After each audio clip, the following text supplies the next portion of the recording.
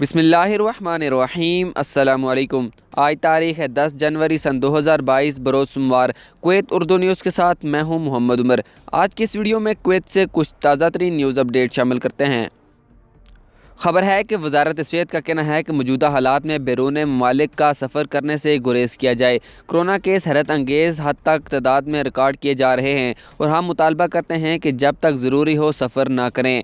तफसीलात के मुताबिक मुल्क में वबाई अमराज की सूरत हाल का जायज़ा लेने के एक हिस्से के तौर पर वजारत सेहत ने इशारा किया है कि मुल्क में इन्फेक्शन की योमिया केसेज़ अब भी बड़ी तादाद में रिकॉर्ड हो रहे हैं। उन्होंने इस बात पर जोर दिया है कि तकनीकी टीमों की जानिब से अस्पतालों के अंदर केस कोविड-19 वार्ड्स निगहदाश्त के लिए सेहत के इदारों में इस्तेमाल होने वाले रोकथाम और इलाज के प्रोटोकॉल के लिए भरपूर पैरवी की जा रही है। वजारत ने शहरियों और रिहायशियों से फिर से अपील की है कि वो वैक्सीनेशन को मुकम्मल करने के लिए पहल करें, बूस्टर डोज लें, नाक और मुंह को ढांपें और इज्तिमाई जगहों पर सेहत के रहनुमाई असूलों पर अमल करें। वजारत ने माशरे के तमाम मेंबरान से भी मुतालबा किया है कि वो सफ़र को ज़रूरी मामलात तक ही महदूद रखें और बैरून मुल्क से कुवैत आने वालों को करंतना की मुकर्ररा मुद्दत पर अमल करने, इसको कंट्रोल करने और दूसरों के साथ घुलने मिलने से गुरेज करने की तलकीन की है। वजारत ने मज़ीद कहा है कि बीमारी महसूस होने की सूरत में दूसरों के साथ घुलने मिलने से गुरेज किया जाए, ख़ास तौर पर सांस की अलामात जैसे बहती नाक, छींक, खांसी, गले में खराश या अगर बीमार सर्द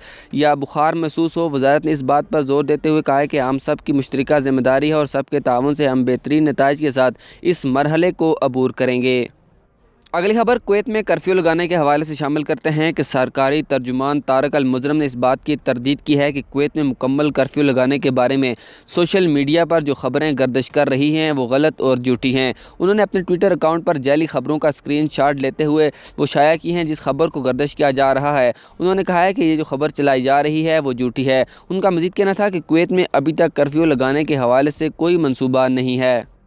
अगली खबर शामिल करते हैं कि ट्रैफिक डिपार्टमेंट ने 11 कुवैती नाबालिगों को ट्रैफिक प्रोसिक्यूशन के हवाले कर दिया है जब वो हफ्ते के आखिर में लापरवाही से गाड़ी चलाने और लाइसेंस के बगैर गाड़ी चलाने पर गिरफ्तार किए गए। एक सिक्योरिटी ज़राए ने राय को बताया है कि इन नौजवानों को गुज़श्ता वीकेंड के दौरान मुख्तलिफ गवर्नरेट से गिरफ्तार किया गया।